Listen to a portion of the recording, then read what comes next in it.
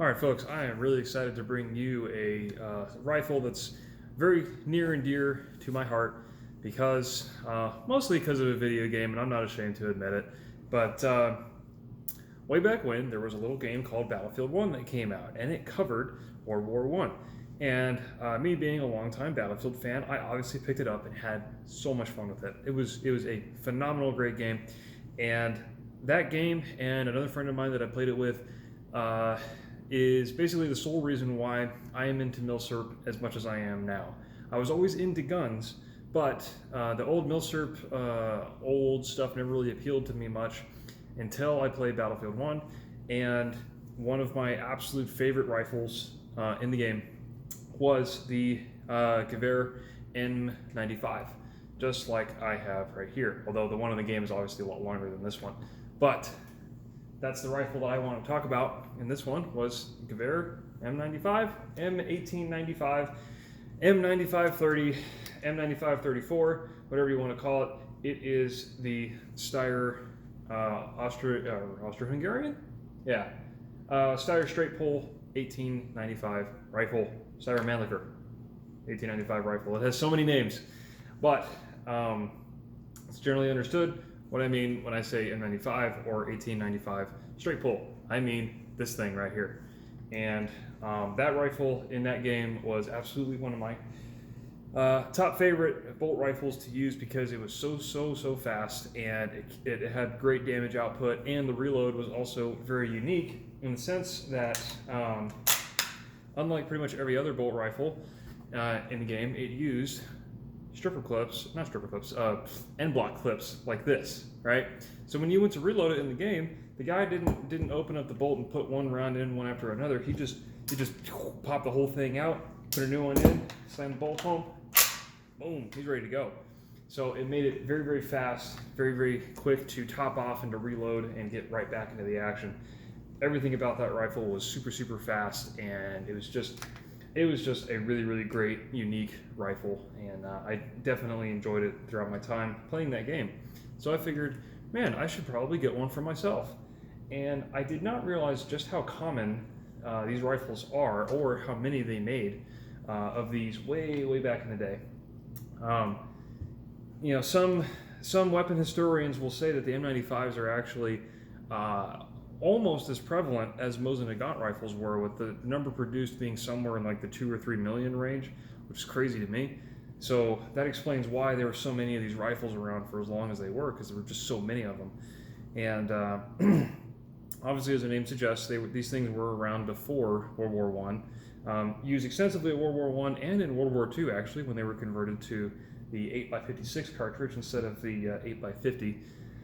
And everyone was moving towards more efficient powders, more efficient bullets. Instead of using the big, long, round nose projectiles, they're using Spitzer-shaped projectiles. So there's a big conversion there that happened. They went to basically this style of bullet rather than the long, round lead that we're used to seeing for the really old rifles. So these things absolutely have a lot of history, rivaling even the Mosin in terms of sheer spread and use, and just being all over the place and used in all kinds of conflicts and things. These things have a very storied history. So it's not uncommon that pretty much every M95 you see is going to be beat up in some way. Either the stock is going to be deteriorated, there's going to be dings, scratches, arsenal refinishes, arsenal marks, electro pencil marks like you'll see right here in the top when they converted these things. It's really hard to find a M95 that is like in really good shape, or is not converted, or is unmolested in some way. Pretty much all of them were used, dinged up, converted, changed in some way over their lifespan. So personally, I myself have been through about I want to say at least 4 M95 rifles, because one of the very first milsurp rifles that I bought was a converted M95 carbine that looked just like this, except for the rear sight. Now, when I say converted, I mean it used to be a rifle-length rifle, that was chopped down to be a carbine length, and has been used extensively. Like this rifle was very, very, very old, and I did not do my research as much as I should have at the time, and I ended up getting burned on it because the what do you call it? The barrel rifling pretty much up here at the muzzle is supposed to go the length of the barrel, right? Well, the rifling in this one had been counterbored so much that it went down to about right here, all the way down there. It was absolutely smooth from this point all the way up to the end of the muzzle was completely smooth. There was no rifling. Bore was super, super dark and nasty and pitted. The whole rifle was just, it basically just did not have any life left in it whatsoever. It did fire, so the receiver and the bolt components were still functional. I wouldn't call them in good shape, but they were functional. But when I did fire that rifle, you know, with standard ammo, even the milsurp stuff like this, the original stuff that's supposed to be with it, it was keyholing at 10 yards. So that was a little concerning there. So I got burned on that one pretty bad, and I ended up giving it to a really good friend of mine who is really, really all about that Austrian Hungarian history. So I gave him that rifle, and now it sits in his private study on the wall where it should be. So went with that, and I went through another rifle. And then at a local gun show, I managed to pick up this M95 long rifle. This is the original configuration that this rifle was supposed to be in when they first made these things. This rifle is unconverted, so it doesn't have the S or H mark on the barrel shank, as you can see right there. It's completely unmodified. This is 100% original. And so this fires only the 8x50 round, not the 8x56. So I currently have absolutely no ammo for this, and it's very, very hard to find, if at all. Unfortunately, this one did see some use because the front sight has since fallen out of place. I do have it in a bag somewhere, but yeah, it just fell off of that dovetail. Also, I have since replaced the stock on this because the original stock that came with this was a World War I era, I'm assuming, GI duffel cut.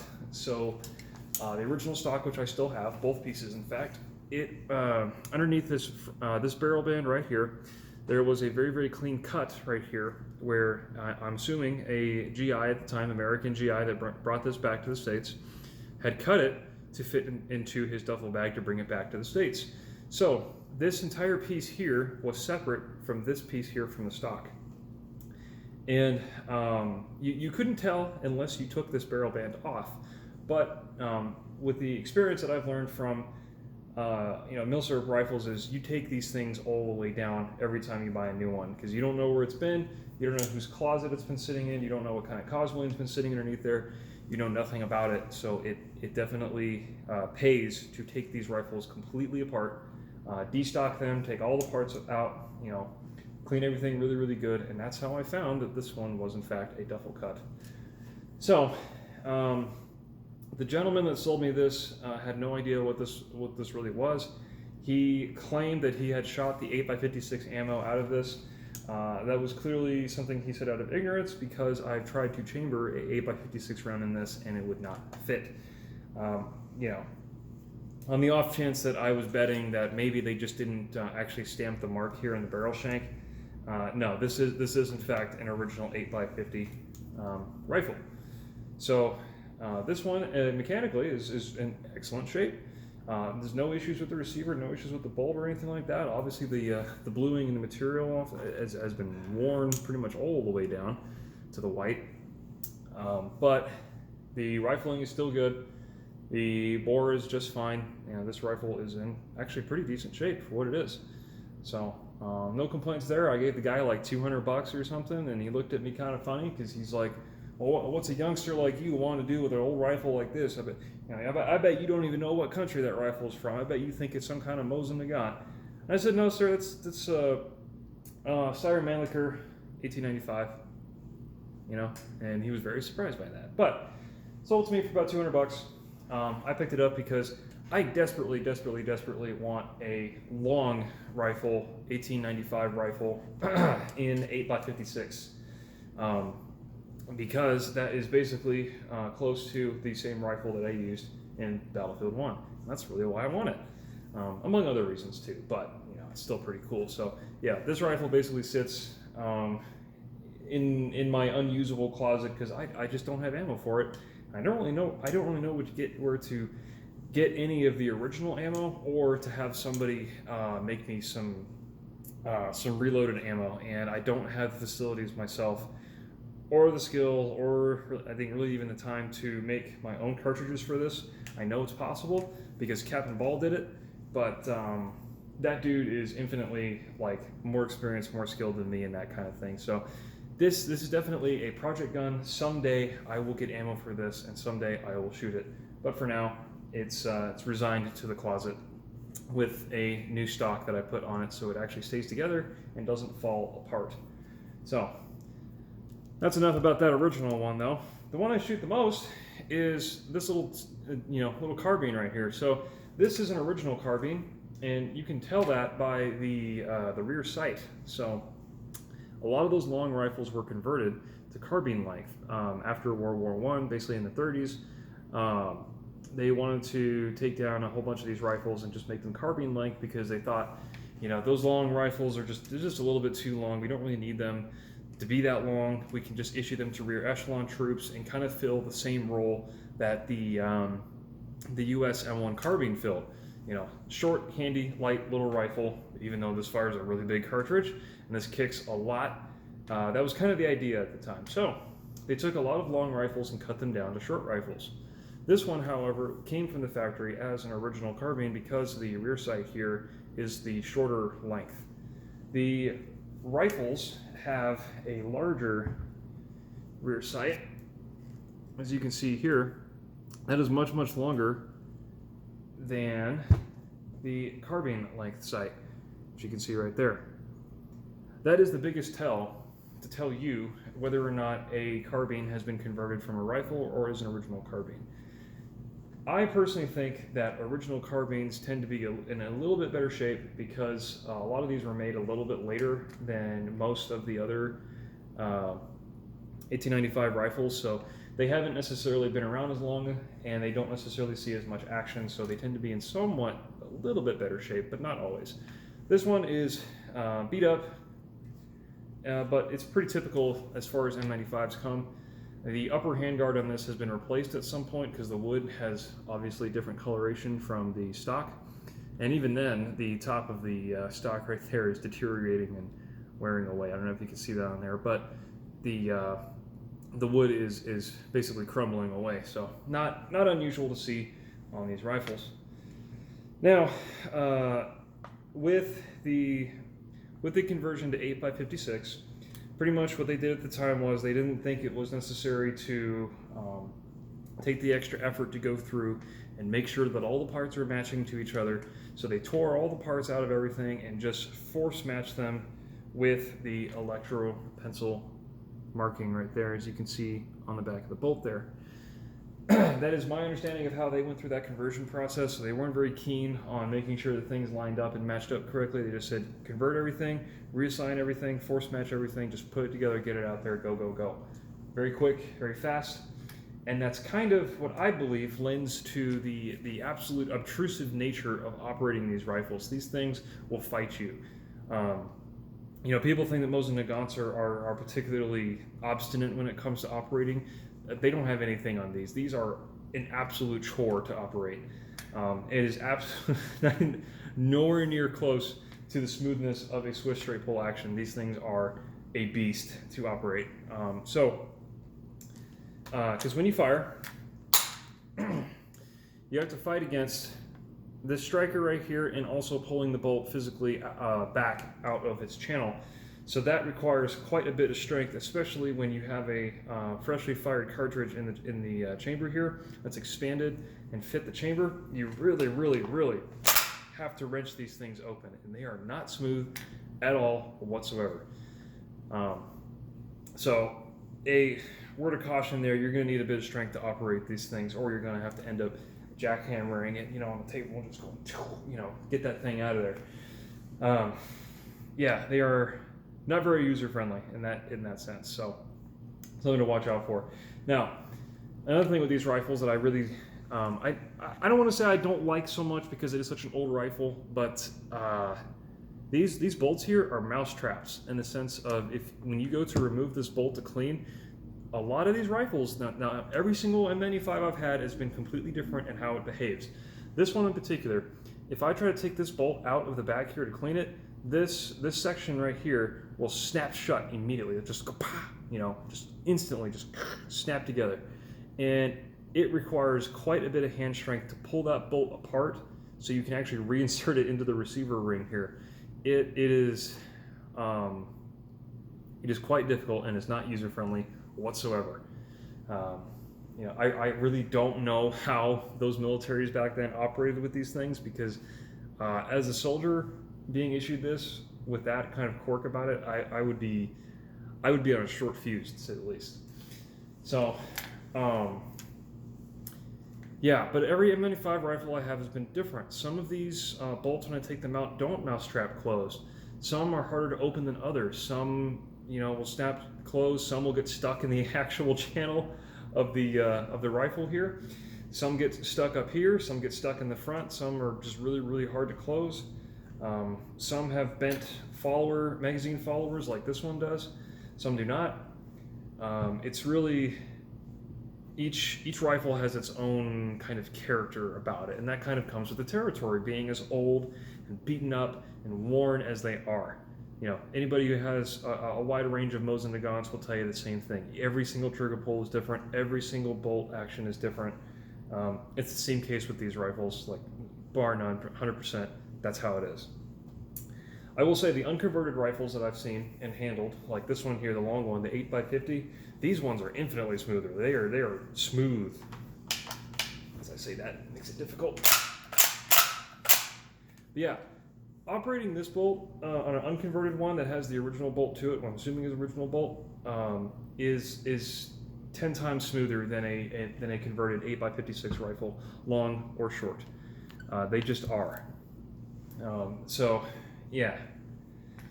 But yeah, the other cool thing about these is obviously the end block clip system that it uses, the Mannlicher clip system. So it's pretty cool.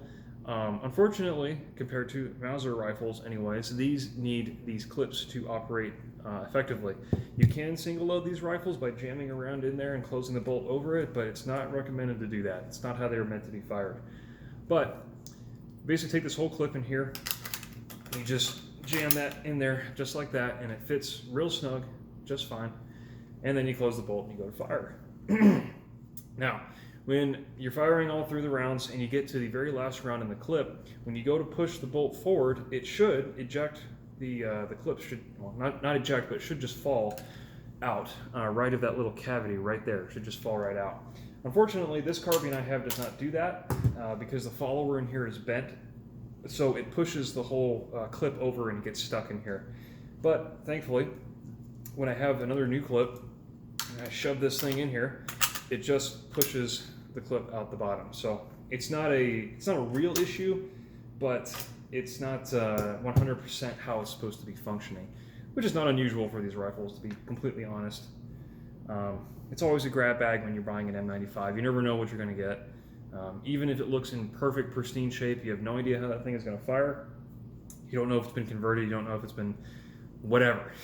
So, but it is pretty cool that it uses these really, really handy clips. I personally think this is a lot faster to load than Mauser stripper clips. You have to push the whole thing in. You got to line it just right and make sure the rounds don't, bind on each other, and you got to put it in just right. Now, these ones, you just jam the whole thing in there, pop it right out. And that's the other cool thing too about these is if you do have a clip that's in there and you don't want to, if you want to get the clip out of there but you don't want to rack the whole thing back and forth, there's a little button right there in the trigger guard. As you can see right there where my thumb is, you push that and the whole clip will just fly out of the thing, just like that. And these things will actually fly quite a bit. So I put my hand over there so it wouldn't fly across the kitchen. And they actually replicate that in Battlefield 1, and that's just so cool to me. Like, you see the little clip fly out, and the guy puts a new one in, closes the bolt. It's super, super cool. But yeah, that is a pretty unique feature, at least compared to all pretty much your traditional bolt action rifles, where you're just used to putting rounds in an internal magazine and just closing it. This one uses the clips, kind of like Carcanos in a way, but very, very cool, pretty unique. And also the virtue of the fact being it's a straight pull. That's pretty cool. Kind of unique too, because there's a debate between whether or not straight pulls actually are faster than traditional turn bolts, and there's tons of videos on that you guys can watch. I'm not going to go through it myself because, to be honest, I don't think it really matters all that much. But as far as straight pulls go, like I said earlier, this is in no way comparable to a Swiss straight pull. There is no comparison at all whatsoever, none. The Swiss rifles are infinitely superior to these, even with the internal magazine. But, so how do these things shoot? I will say, pretty terribly. But I mean that in totally a loving and appreciative way.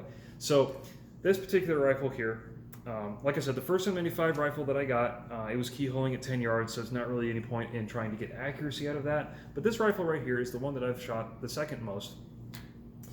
And if I really take my time using modern production PPU ammunition, like this, like either soft point or FMJ type bullets from PPU, at best I can get 4 MOA out of it, using the just, obviously just the iron sights on this.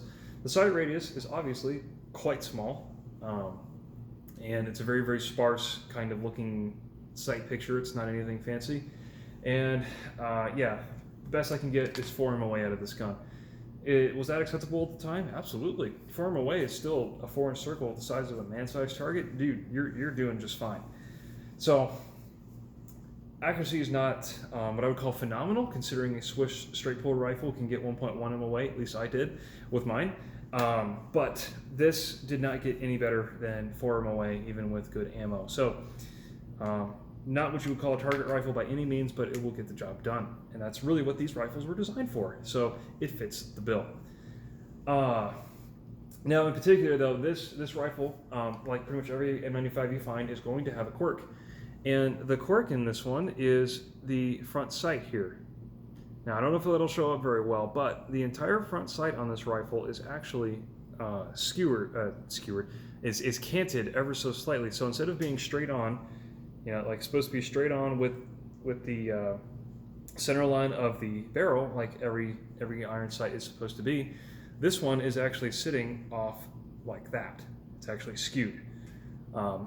So I honestly don't know how that happened. I think maybe they were being particularly rushed at the factory that day. Maybe it was Friday afternoon and they really wanted to go home that weekend. But this one is definitely skewed and not what I would call center on that on that barrel whatsoever by any means. So that makes for a pretty interesting target result when I'm going down range. And shoot, I don't even really have a target to illustrate that, but let me see if I can illustrate. So let's say this is the target, right? This is a target at 50 yards. Not the same size, but much bigger. But I want to illustrate the point is, in order for me to hit anywhere even remotely up here, let's say the picture up here is the bullseye. In order for me to hit anywhere remotely here, I had to aim all the way like down here at 50 yards in order to hit somewhere up here. So to say that it's not centered would be an understatement at the best of times. So yeah, this rifle definitely has quirks, to say the least. But I will say it is the only shootable example of an M95 that I currently have, and I'm hesitant to buy another one online through Gunbroker because, like I mentioned earlier, every M95 rifle you find is going to be completely different from the other. There's no consistency in these things whatsoever, and oftentimes on sites like Gunbroker, they don't have the information, photos that I really need to make an educated decision to make sure that what I'm buying is actually what I want to buy. So it's a bit of a lottery ticket in the sense of what you get. And there's a lot of folks out there that still don't understand that there is, in fact, a caliber difference between the unconverted and the converted rifles. So also another hazard with these rifles. So that's the accuracy. The recoil of these is pretty stout. So this rifle weighs almost nothing for a military service rifle at the time. This is extremely handy. Very, very, very lightweight. That's one thing I really, really like about M95 rifles, is that they don't weigh anything compared to a Mauser rifle of the same size. They don't weigh anything at all. But that comes with heavier recoil, because these 8x56 rounds are freaking huge. They are big. I think the average grain weight of these was like 206 or 210 or 208, somewhere in that range. So they're big, heavy bullets going pretty fast. I mean, I have a clip loaded up here with Mosin ammo, right? And you can kind of see a bit of difference there. It's a bigger case with a heavier bullet. So, also I do not recommend loading your rifle with Mosin ammo. It will chamber, but I do not recommend shooting it, because obviously it's not the right caliber and you shouldn't do that. I have this here merely for display purposes, to show that this will in fact take Mosin ammo in the clip. Anyway, recoil is very stout, very, very stout. When I think I have a video actually up on my channel of me shooting this thing, and you can see just how much that thing will kick up when you fire it. And that's not me being a weakling or me just letting it do its thing and just fly all over the place. That's me like holding onto it really tight. It still just goes boom, you know, and you're gonna have a big old fireball coming out the end of that thing, especially if it's carbines. So stout recoil, not for the faint of heart, and it will put a dent in your shoulder after, you know, 15, 20 rounds. You're probably not going to want to fire this thing anymore. Worse than any Mosin I've fired, worse than any Mauser I've fired. It is just a stout cartridge, you know. So, as Ian McCollum so eloquently put it, everything in the gun world is a compromise. So if you get lightweight, you're going to have more recoil. If you have heavier weight, you're going to have less recoil, but, you know, it's heavier. So, long rifles obviously are going to be more pleasant to shoot, because there is more weight to it. It's more balanced. It's less muzzle flash at the end, because all the powder actually does have time to burn. It's in the correct, you know, barrel length that this round is supposed to be in, versus a shorty little carbine. You know, longer barrels in general are just more pleasant to shoot than itty bitty little carbines. So, yeah, that's how it shot. So, perfectly acceptable for what it was designed to do at the time that it was designed and the times that it was used in. Perfectly acceptable. Not great, not fantastic, not mind-blowing in any particular way, other than being very light and very handy. But it got the job done, you know, and that's all it was meant to do.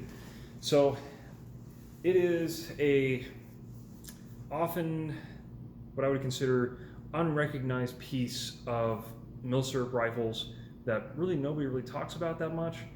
They're certainly not as prevalent in the public mind as like a Mosin or Mausers are, but like I said earlier in the video, these things have been through just as many places as the Mosin have been in service almost as long as the Mosin has, like, you know, give or take 4 years, right? They've been through heck and back. They've been through 2 world wars and then some. You know, they use a somewhat obsolete cartridge, I would argue. You know, 8x56, nothing else really shoots that. So, not like Mosin, which still has ammo used today by the Russians. So, Mosins have a little bit longer, I guess, longevity than the M95s did. But still I think a pretty interesting and unique piece of milsurp rifle history, because not a lot of people talk about these things. It is funky, it's weird, it's straight pull, it uses a Mannlicher style clip versus a internal magazine. You know, it's definitely something out there for the folks who want something other than an Enfield, something other than a Mauser, something other than a Mosin. They can get one of these. And the cool part is these things actually aren't all that expensive for what they are. The prices are rising though, I will say. So a minty fresh M95 long rifle that's been converted, you know, like this one, but in 8x56, a minty one will probably run you like $700, $800, $900. But the usual carbines like this, either original carbines or converted carbines that are in decent shootable shape, probably run you around like 300, 350, 400 maybe at the most, you know. So certainly what I would call a reasonable price for these things. It's just don't expect them to be as smooth as even the worst Mauser out there. Like I had a Turkish Mauser that was smoother than this by all accounts, you know, and it cost me that Turkish Mauser cost me about the same as this did. So don't expect it to wow you. Just appreciate it for what it is, for what it was designed to do. You know, and for virtue of being different, I think it earns a few points. So, yeah, that's pretty much all I got to say about these M95 rifles. They have quite a storied history. I'd encourage you guys to look up for yourself. I think there might even be a Hungarian website out there that covers these rifles. I'm not quite sure. Don't quote me on that. I feel like I've seen it once before, but I don't quite remember what it was called. They have an extensive history of these rifles, so it's really, really cool to see all the potential conflicts that these things have been in and what they've done, where they served, what the countries that operated them did to them, and so on and so forth. Honestly, it's just a really cool piece, you know. And aside from my interest being, you know, purely from video games, it opened it up for me to really appreciate these rifles in a historical context, and just being able to own, you know, a gun from, you know, a popular video game that you enjoy. That's just a cool factor, you know. It's just really cool. So I love being able to do that, and this is just another example of me being able to do that. So anyway, I figured I've gone on long enough about these rifles. So yeah, that's really about the gist of it. So yeah, I would recommend getting M95 if you want something a little bit different. They are still available. The ammo is actually quite plentiful for these things if you know where to look. You can get the original milsurp ammo that comes in these little cardboard boxes just like that.